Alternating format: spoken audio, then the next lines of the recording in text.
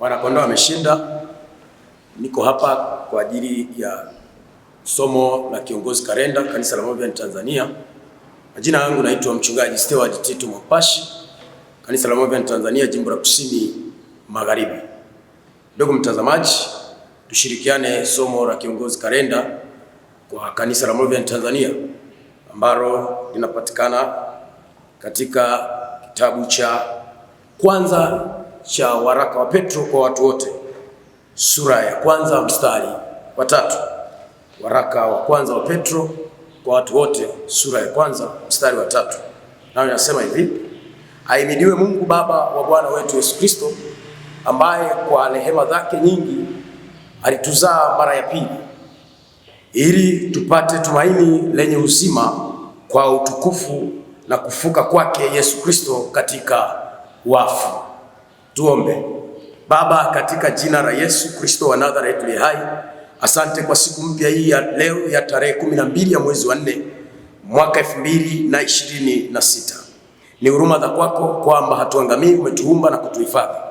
Tuko hapa kusikiliza neno lako na tunaongozwa na Kiongozi Karenda kama wa Moravian ilivyo desturi yetu katika kanisa letu Tanzania.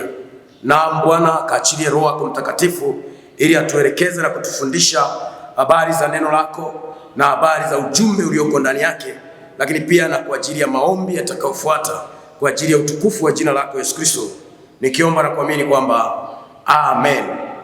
Ndugu mtazamaji wa Baraka TV, neno tuliosoma ni Kiongozi Karenda kwa siku ya leo. Wa Moravian wote Tanzania tunaongozwa na waraka wa kwanza wa Petro 1:3 kama nilivyokwisha kusoma hapo. Ujumbe uliotunzwa mahali hapo ni ujumbe wa kuzaliwa mara ya pili, ni mwanzo wa maisha ya pili.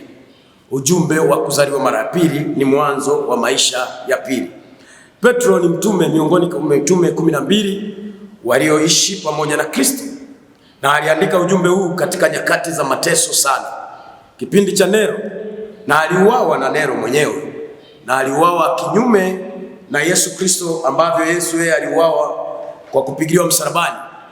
Lakini Petro aligeuzwa kichwa chini na miguu juu kwa sababu ya mateso ya Nero, na inakadiriwa ni kati ya mwaka 1065 ambapo kabla ya Kristo kuja. Na neno kuzaliwa mara ya pili maana yake ni kumkiri Yesu Kristo kuwa Bwana na Mwokozi wa maisha yako. Rumi 10 mstari wa 9 anasema, ukimkiri Bwana Yesu Kristo kwa kinywa chako ya kuamini kwamba yeye alikufa na kufuka, utaokoka. Kwa hiyo kuzaliwa mara ya pili maana yake ni kumkiri Kristo kwamba ni Yesu Kristo na Bwana na Mwokozi wa maisha yako, na kwamba alikufa akafufuka. Tunaamini tumetoka kusherehekea sikukuu ya Pasaka na sasa amefufuka Kristo, na ili afufuke lazima uamini kwamba amekufa na kufufuka. Watu wengi hawamwamini Kristo kwamba alikufa na kufufuka.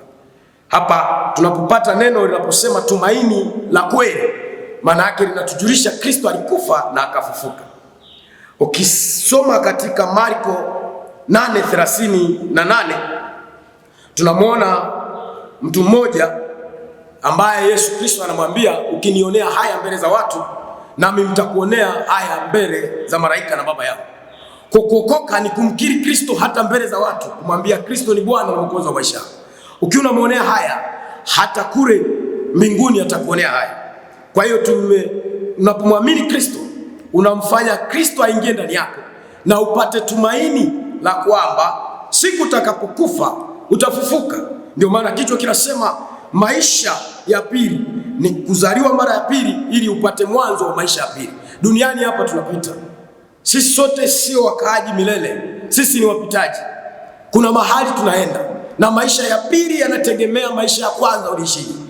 Kama mwamini Kristo kwamba ni Bwana Mwokozi wa maisha yako, amini kabisa kabisa ya kwamba siku utakapolala mauti utafufuka na wewe. Lakini kama umwamini Kristo, unaamini mitume, unaamini manabii, unaamini vitu vingine, unaamini waganga wa kienyeji, hauna tumaini la kumwamini Kristo, basi wewe hutapata rehema na upendo mwingi na huruma za Yesu Kristo.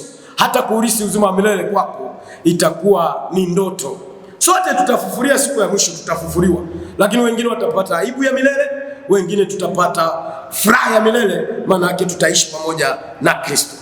Ukisoma kitabu cha Luka Mtakatifu sura yake ya 3 mstari wa 1 mpaka wa 7, tunamwona bwana mmoja anaitwa Nikodemo. Nikodemo hakuamini kama kuna habari za kuzaliwa mara ya pili. Akamwambia Yesu, awezaje mtu kuingia tumboni mwa mama yake? Alijua, maana ni msomi wa biology. Biology hairuhusu kabisa mtu aliyezaliwa afa akaenda tena tumboni mwa mama yake. Akaona huyu Yesu anatuambia kiini macho. Lakini Yesu akamwambia, nimekuambia mtu asipozaliwa mara ya pili hawezi kurithi uzima wa milele. Kuzaliwa mara ya pili ni kuokoka. Nikodemo alipoelekezwa ndipo akaamua kuokoka. Pamoja alikuwa kwamba ni Mfarisayo na mtu ambaye ameshika dini na sheria, lakini alikuwa bado hajamwamini Kristo. Ndugu mtazamaji, ni kuombe muamini Kristo kuliko vyote unavyoviamini. Muamini Kristo katika maisha yako. Atakusaidia na yeye pia siku ya kufufuka kwako, siku ya kuondoka duniani, utaenda kurithi uzima wa milele. Kwa hiyo naomba kila mtu ambaye ni Mkristo na ambaye si Mkristo atambue ya kwamba neno la Mungu leo linatuasa, na ahimidiwe Mungu Baba wa Bwana wetu Yesu Kristo, ambaye kwa rehema nyingi ametupa maisha mapya. Asingekuwa Kristo wote tungeteketea, lakini neema ya Kristo ndio inayotuvuta. Kwa hiyo maisha mapya, tumaini jipya, uzima wa milele, kufufuliwa kwa mwili, vyote vinapatikana ndani ya Kristo. Muamini Kristo, zaliwa mara ya pili ili Kristo azaliwe ndani yako kwa upya. Na kuzaliwa mara ya pili si tu kukiri tu, bali na kuyakiri na kuyaishi yale unayoyakiri. Kama ulikuwa mwovu, achana na uovu. Kama ulikuwa mzinzi, achana na uzinzi. Kama ulikuwa mlevi, achana na ulevi. Huwezi kusema na mkiri Kristo kwamba ni Bwana Mwokozi wa maisha yako, lakini ndani yako bado na matendo maovu. Amini hayo matendo maovu hayawezi kukupa uzima wa milele. Ndugu mtazamaji, ni kuombe kwa siku ya leo umwamini Kristo mahali ulipo, na ukimwamini yeye, hata huo ugonjwa aliosema hauwezi kupona, kupitia jina la Yesu Kristo unapona. Ukimwamini Kristo, hata hiyo shida waliosema haiwezi kutoka, unaweza ukapona. Kwa hiyo tumwamini Kristo katika maisha yetu, tumwamini Kristo katika kila jambo. Na watu wamegawa, anakuambia kwenye fedha siwezi kumwamini Kristo. Fedha kwanza. Katika maisha ya ndoa usimwamini kwanza Kristo, weka pembeni. Yesu Kristo haweki pembeni katika kila eneo. Yeye ni namba 1 kila jambo. Kwa hiyo fanya hayo mambo. Huwezi kuwa mchungaji hujaokoka. Huwezi kuwa mtume au nabii hujaokoka. Huwezi kuwa Mkristo hujaokoka. Huwezi kuwa mwana damu ambaye unaishi duniani halafu hujaokoka. Maisha hayo yatakupeleka jehanamu, na jehanamu si kwa ajili yetu. Ndio maana Mungu aliweka mpango mkakati kumleta Kristo ili tusiende jehanamu. Jehanamu tunaenda kwa kukosa kumkiri Kristo, Yesu Kristo, kwamba ni Bwana na Mwokozi wa maisha. Ni kitu gani kinakufanya usiamini kwamba Yesu anaokoa? Ni kitu gani kinakufanya usiamini kwamba Yesu anaponya? Ni kitu gani? Ni kitu gani kinakufanya wewe usimtukuze Mungu? Petro anatuasa, na ahimidiwe Mungu wa Bwana wetu Yesu Kristo, ambaye alitoa kwa rehema nyingi kutupa sisi Yesu Kristo ili azaliwe kwetu, na tukimwamini au Bwana Mwokozi wa maisha yetu. Ndugu mtazamaji, nakwenda kuomba. Niombe kwa ajili ya maisha yako. Kama umesikia kwamba kuna umuhimu wa kuzaliwa mara ya pili, kuacha dhambi, kuacha uovu, kuacha hayo matendo mabaya, kama naamini utanifuatisha sala hii na maombi nitakayokwenda kuomba. Kama uko hapo unifuatishe sala hii, na nguvu za Mungu zinashuka hapo hapo ulipo. Unapotazama sema, Bwana Yesu, ninakuja kwako. Mimi ni mwenye dhambi. Nimeamini kabisa Bwana, nikizaliwa mara ya pili nitaurithi uzima wa milele.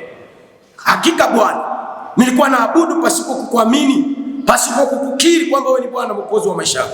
Kuna mambo mengine ninayafanya ambayo yanakutoa wewe katika uwepo wako.